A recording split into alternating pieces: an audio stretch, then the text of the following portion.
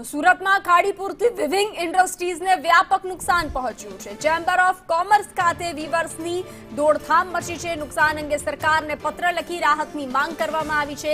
114 કરોડ રૂપિયાના નુકસાનની ફરિયાદ। નુકસાનીનો આંક વધવાની શક્યતા છે। સરકાર દ્વારા નુકસાનીનો સર્વે સતત જારી છે।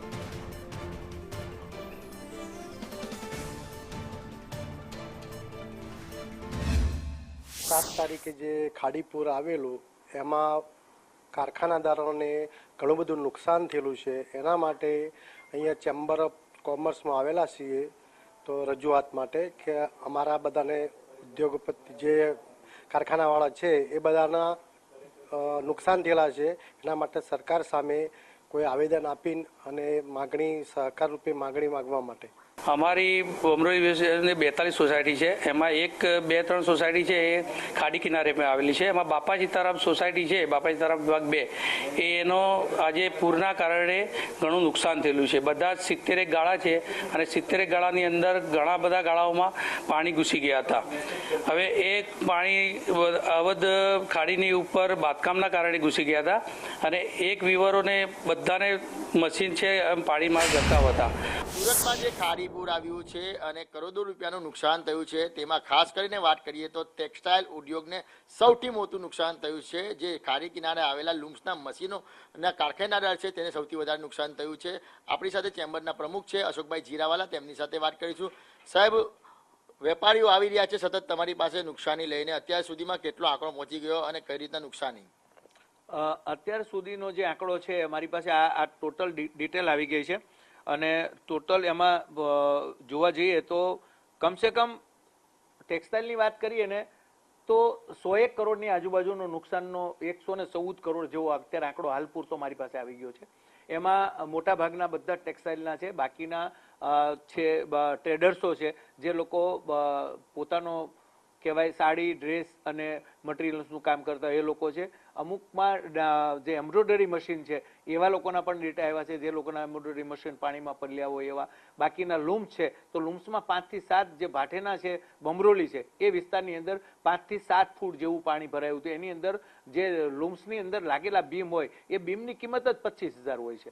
આવી રીતે એવા 700-800 મશીનો કહેવાય નાના નાના જે 24-48, 12-24 એવા જે MSME જે યુનિટો છે એ લોકોને મોટું નુકસાન થયું છે। તો હું એવું માનું છું કે આંકડો કદાચ આનાથી વધી શકે છે, કારણ કે જે રીતે અમે તો એન્ટાયર આખા તમામ ઉદ્યોગનું અગવાઈ કરતી ચેમ્બર ઓફ કોમર્સ છે, 150 એસોસિએશનને અમે પત્ર લખ્યા છે કે જે કોઈને કાંઈ પણ પ્રભાવિત થયા હોય કે કોઈને કંઈ તકલીફ થઈ હોય એવા લોકોએ ચેમ્બરનો સંપર્ક કરવો, પણ પૂરા ડેટા સાથે કરવાનો।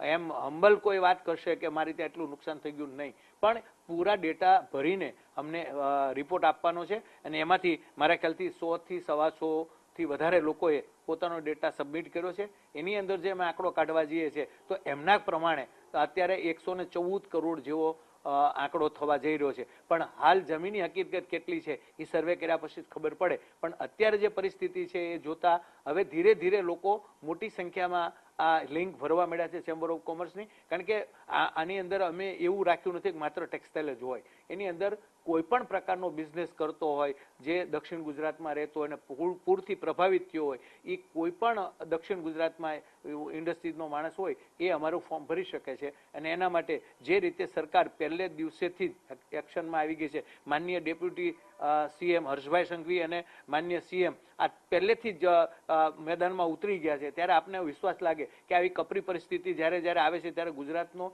નેતા ઘરમાં નથી બેસતો, લોકોની વચ્ચે આવે છે અને કેશડોલ આપવાનું પણ શરૂ કર્યું છે। એટલે ચેમ્બર ઓફ કોમર્સના પ્રમુખ તરીકે મને વિશ્વાસ છે કે જે કંઈ આંકડો આવશે એનું એનાલિસિસ કરી, સર્વે કરી અને તાત્કાલિક આ જે કંઈ નુકસાની થઈ છે, જે લોકો આમાં ઇન્જરી પામ્યા છે એ લોકોને તાત્કાલિક રાહત મળશે એવી અમને વિશ્વાસ છે। અને આજે કદાચ હું માનનીય ડેપ્યુટી CMને મળવા પણ જવાનો છું અને બધા ડેટા સાથે જેટલા આવ્યા છે એટલા હું એમને સુપ્રત કરવાનો છું, જેથી કરીને એના ઉપર કાર્યવાહી શરૂ થાય અને જે લોકો પાછા મૂળ સ્થિતિમાં કામ ધંધે લાગી જાય અને સુરત પાછું ધમધમતું થાય। બિલકુલ, તો જે રીતના ખાડી પૂર આવ્યું હતું, ખાસ કરીને વાત કરીએ તો સુરતનું ટેક્સટાઇલ વિભાગ છે તે સૌથી પ્રભાવિત થયું હતું. અત્યારે ચોંકાવનારો આંકડો, સામાન્ય જે આંકડો છે, જે કહેવાય કે પહેલી ગણતરીનો આંકડો છે, તે 114 કરોડ રૂપિયાનો બહાર આવ્યો છે. અલગ અલગ સંસ્થાએ જે ચેમ્બર્સ ઓફ કોમર્સમાં રજૂઆત કરી છે કે તેમને આટલું નુકસાન થયું છે, પરંતુ આ આંકડો આટલો નથી. હજી તો પાણી ઓસર્યા છે, ત્યારે વેપારી હજી પણ આકલન કરી રહ્યા છે કે તેમને કેટલું નુકસાન થયું છે. એટલે આ આંકડો છે તે ખૂબ જ વધી શકે તેવી આશા અપેક્ષા રાખવામાં આવી રહી છે. કેમેરા પર્સન ભૂષણ ચૌધરી સાથે મનીષ પરમાર, સંદેશ ન્યૂઝ, સુરત.